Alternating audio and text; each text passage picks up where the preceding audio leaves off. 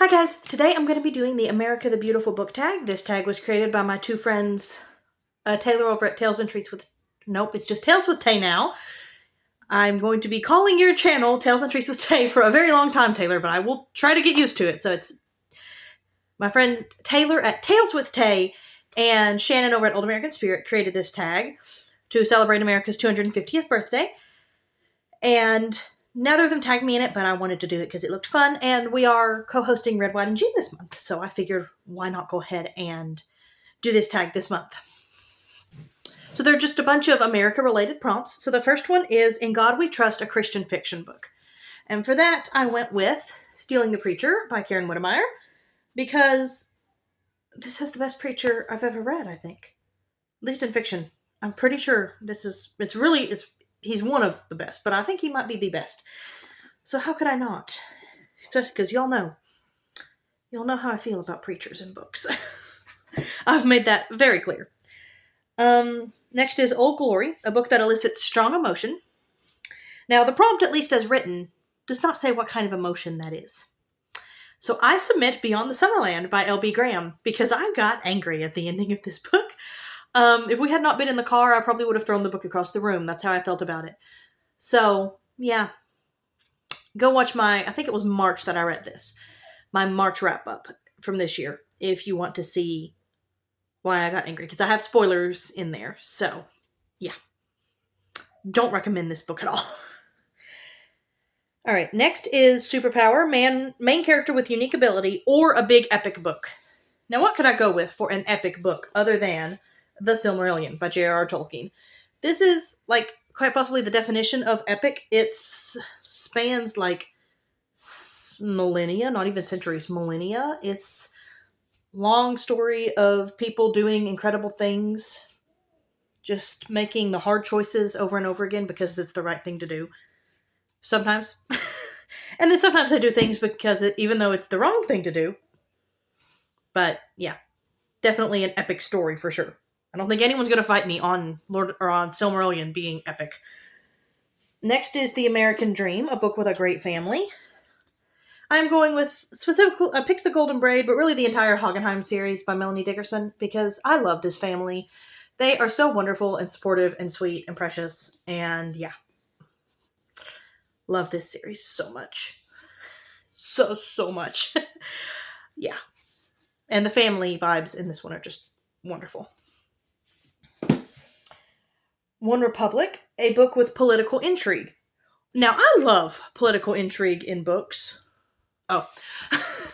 I love political intrigue in books, but it took me forever to think of one. I was looking at my shelves and I couldn't see anything that stood out as having political intrigue. And then I remembered, I think I'm going to go with, I feel like Ilion had some political intrigue, especially with, the parts, obviously, at court. There's some of that there. So that's the only answer I could come up with. I love it in books. I just couldn't find a good example of it. So, Pledge of Allegiance, a book or series you are fiercely loyal to. Everybody say it with me. 3, 2, 1. Narnia! Yes, of course. Obviously, Morgan says Narnia. Do I need to elaborate? No, we're going to move on. Let's see. Oh, Say Can You See? A book that surprised you and gave you chills at the ending. I am going to say the ending of Mark of the Raven. Now, obviously, you can't really talk about the ending of a book.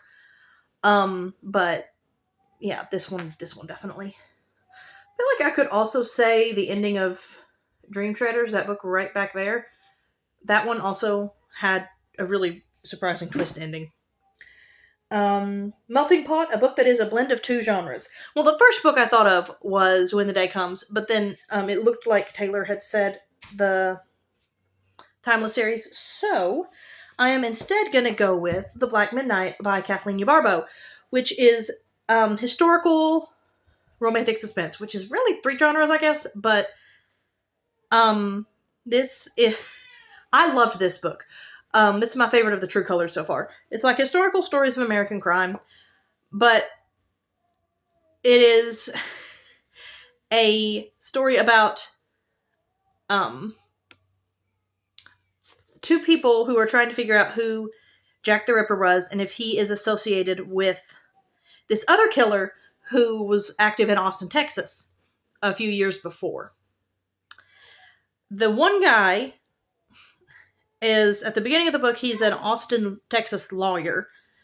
The girl, main character, is the great-granddaughter of Queen Victoria.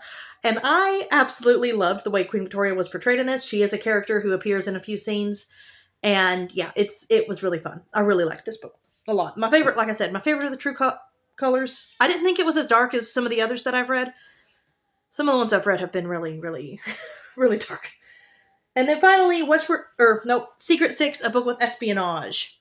I have an unconventional answer for this, and I'm going with Pearl in the Sand by Tessa Afshar, because it's a book about Rahab and the spies. So, spies, yeah. And then Westward Expansion, tag others. I have to say, I love Westward Expansion being the prompt for the tag. Yes. I'm trying to see who Shannon and Taylor both tagged. Okay, so I'm going to tag some of our other co-hosts. I'm going to tag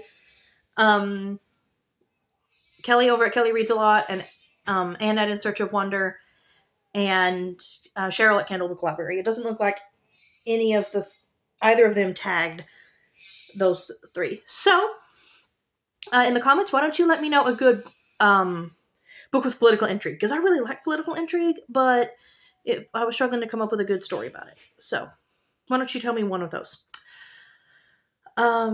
Please make sure that you like and subscribe also, and I will see y'all next time. Bye.